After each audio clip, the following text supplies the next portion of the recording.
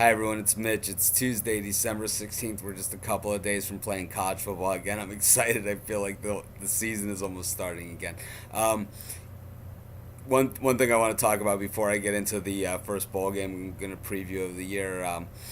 Liberty Mutual Coach of the Year. Something that did a little write up on. Something that Liberty Mutual asked me to do. They've been asking me to do it all season. They know a lot of people come to the site, and they know that I'm a big talker when it comes to the head coaches. And this year I'm going to give my endorsement to Joe Paterno. It's something that we get to vote on. So there's 10 finalists out there.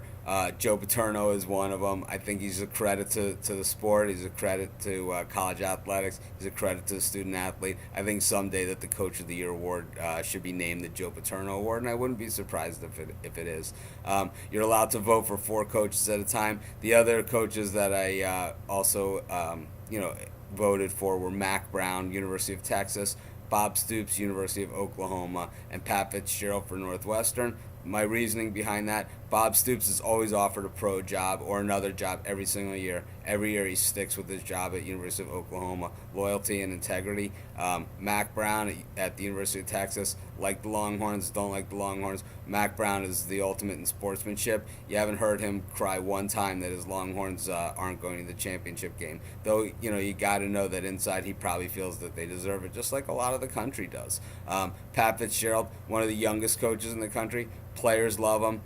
The fans love him. The alumni love him. They love him because he graduates players, and there's nothing wrong with that. One of the toughest academic universities in the country. He graduates players well over a 90% clip. One of the highest rates in the entire country. So any of those guys, great choices. Any of the other choices out there, all deserving. Joe Paterno is my choice, though.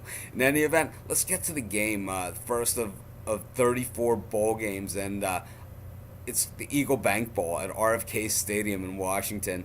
You know, Interesting here because we have a rematch of a game that happened earlier this year. In the earlier game, Wake Forest was a 17-point favorite and got beat outright by Navy by a touchdown.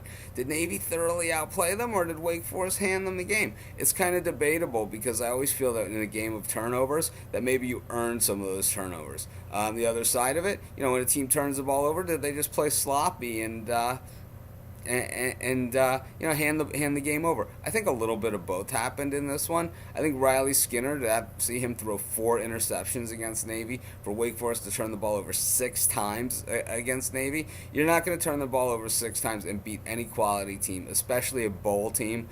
It just doesn't happen. That's what Wake Forest found out.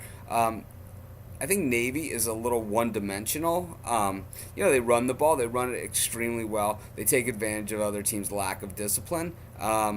Wake Forest is a pretty disciplined team, though. They also have, some of the best run stoppers in the game, including, Mr. Curry, who's the Buckus Award winner, top linebacker in the country, and I think he really earned that. He really is the best linebacker in the country. And, you guys know I'm a defensive guy, so, you know where that's coming from. So that's a pretty big words coming from me in that respect. In any event, I'm going to go with Wake Forest in this one. The line is 3. It was 3.5. I think it's a gift at 3 points. The line was 17 the first time around. People looking at that first game and the score of the first game possibly, but I don't think that I think when Wake goes in and tries to stop the run, I don't think Navy's going to have the answer.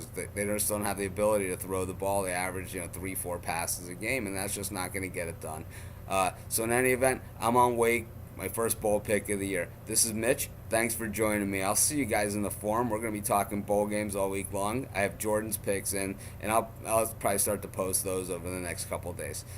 Thanks. Have a great day.